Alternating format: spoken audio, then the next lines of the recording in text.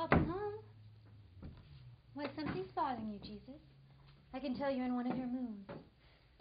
Just look out the window next door at Mark and Judy, and they're happy all the time. And what a picture of happiness. St. Mark bending over his sawhorses, sweaty and short of breath, bearded to the eyes.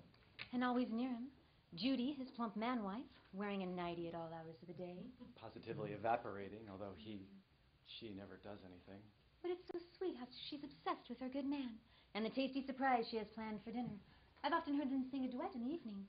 Perhaps she is a healthy and respectable associate if one could stand it. Look, Mary, I know what you're about. Peter and Herod told me everything. I know what you're going to say.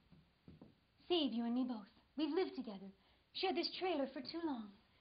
Everything they told you is all dead and gone, and I love no one but you. If it were dead, as you say, all of it past, you wouldn't cherish the things which recall it. Yes, over there on the shelf. You know about it, then? My collection of love letters and pictures. The glorious love archive of my past life, saved from so many breakings up. Must it be destroyed? Burn, tear, do what you please.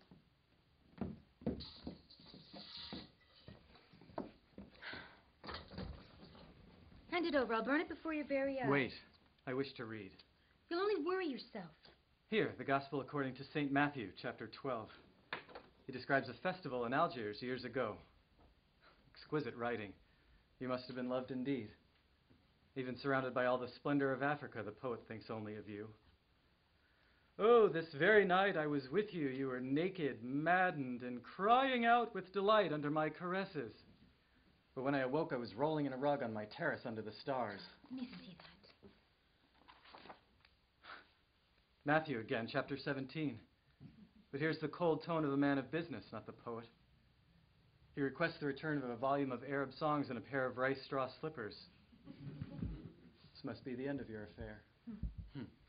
He knew when to retire. Peter now. It's all here. Suppers, picnics, then quarrels, humiliations, insults coarse and common. All the weaknesses of the great sculptor are laid out at the time of his dismissal and abandonment. Oh, what is this? A portrait of you in charcoal with this inscription, "To our friend Madge at an inn by the sea during the rainy season." Who were they? 2 brothers. At the same time? Sons of Zebedee. I only kept it. You may keep it and welcome. What on earth was the matter with all these men that they should come after you in this manner? Here, from Zacchaeus. That miserable tax collector. It's Zacchaeus. His writing is awkward and sentimental, yet there's a strain of sincerity in his passion, a humility which distinguishes him from the others. This letter is quite recent. Oh, how pretty you looked, and how nice in comparison with my prison garb, of which I'm so greatly ashamed. You've continued to see him, then? Now and then, just for charity's sake. Even since we've been living together? Once, only once, and it was in the prison visiting room, and they only let you see the person. Oh, you're a nice woman. What's this? I changed my tunic after the chariot race. Come to my room. Don't read that. I was very young. It was St. Paul. I did whatever he wished. Ah, yes, Mary. The whole gamut. Don't touch me. Fire! Fire! Get out. Water! More water! No, the blanket. Behind you, Jesus, behind you! Stand still. Stay there.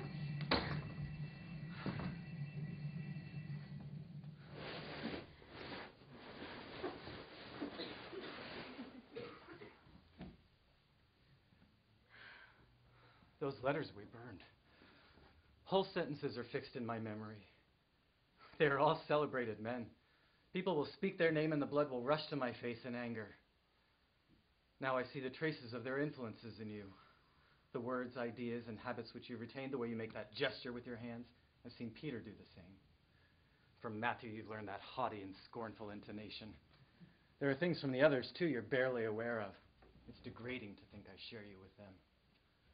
That old fool St. Peter. Fancy his troubling himself about love at his age. You know, he has no teeth now. He eats like a goat with the front of his mouth.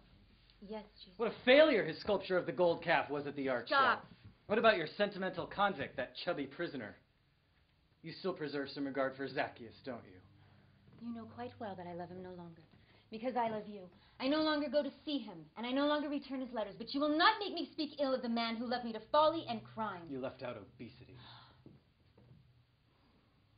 Remember just now how you showed such disdain for St. Mark? Well, you resemble him more than you know.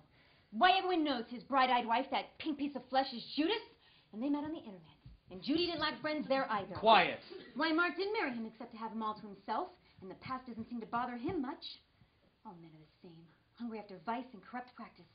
To cram them with what they love is the only way to hold on to it, until the poison spreads and propagates, burning up the body and soul. Knock it off!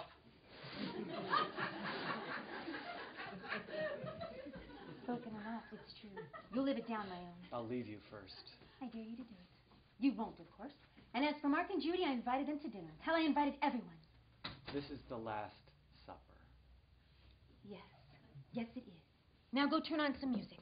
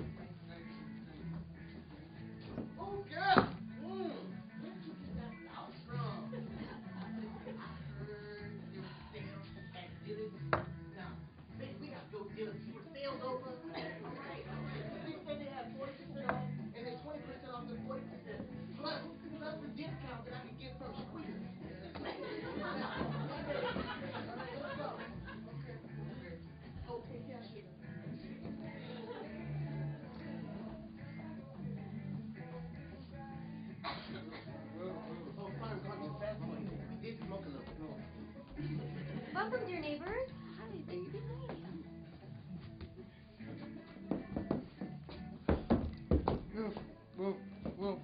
Whoa, man.